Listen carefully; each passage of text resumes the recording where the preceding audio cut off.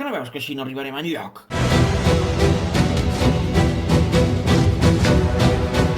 Sols el poble salva el poble.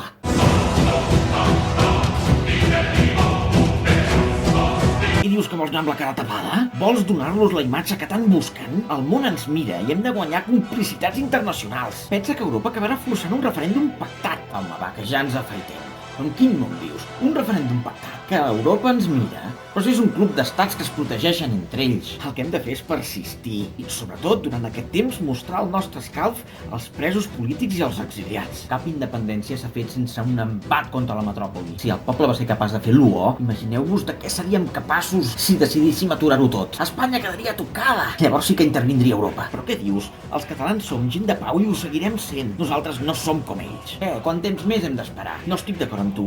Ho tenim a tocar. Mai ho havíem tingut tan a prop de fer. Hem de seguir carregant-nos de raons. A més, cal recordar que això va de democràcia i que ens acabaran reconeixent internacionalment. Necessitem un embat, una desobediència civil. Necessitem una primavera catalana. Hem arribat fins aquí i no podem fer ni un pas enrere. Els carrers seran sempre nostres i ho demostrarem. Només així podrem forçar Espanya. Hem de confiar en els nostres polítics, institucions i partits. Segur que hi ha un pla B. Ja podem aturar el país. No ens calen milions de persones. Ben organitzats, amb 100.000 som prous. Es preveu una tardor calenta.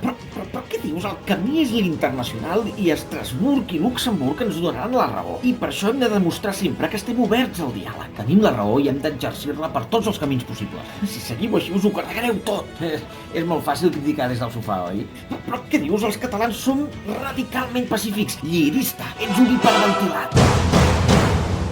I així, una vegada més, els independentistes no es posen d'acord. Aquesta discussió inventada, o no, s'ha accentuat ara que ve la Diada Nacional de Catalunya. Què hem de fer? Què ha de fer l'independentisme? Anar o no anar aquest 11 de setembre a la manifestació convocada per l'ANC i Òmnium? Un altre cop, llirisme o hiperventilats? Qui té raó? El molt honorable president Carles Puigdemont intenta donar una resposta en el seu últim llibre, que és com un article llarg, titulat Reunim-nos. El president a l'exili parla de combat a l'Estat, però mai amb accions violentes. D'altra banda, en el mateix llibre reconeix que en algun moment durant el procés, si volem assolir la independència, s'haurà de dur a terme una confrontació amb l'Estat, una desobediència civil pacífica. Ens torna a sortir la dicotomia, llirisme o hiperventilats.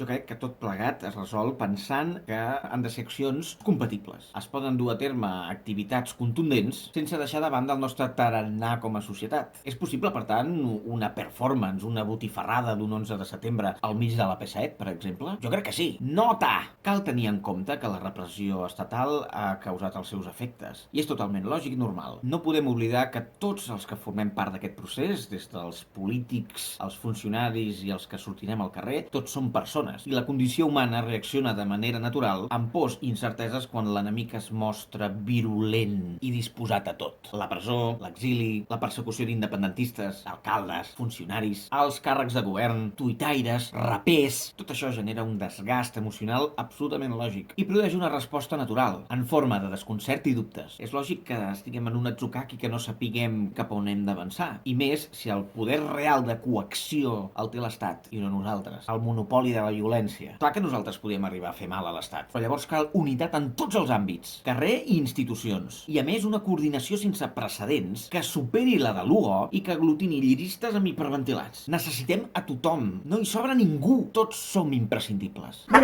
Així doncs, què hem de fer aquesta diada? Repeteixo, que cadascú faci el que vulgui, el que consideri oportú. Tot i així, jo us explicaré el que crec i el que faré. Jo aniré a la manifestació de Plaça Espanya d'aquest 11 de setembre. Això no implica que no participi d'altres accions més contundents que es duguin a terme en un futur no massa llunyà. Però aquest 11 de setembre no pot punxar. Aquí us aporto 6 motius ràpids per anar a la diada d'aquest 11 de setembre del 2019 a Barcelona. 1. Prova de força. Farem evident que l'independentisme no afluixa. I és un missatge clar en clau externa, és evident, però també en clau interna. La gent segueix en peu i disposada malgrat el desconcert. 2. La lectura espanyola.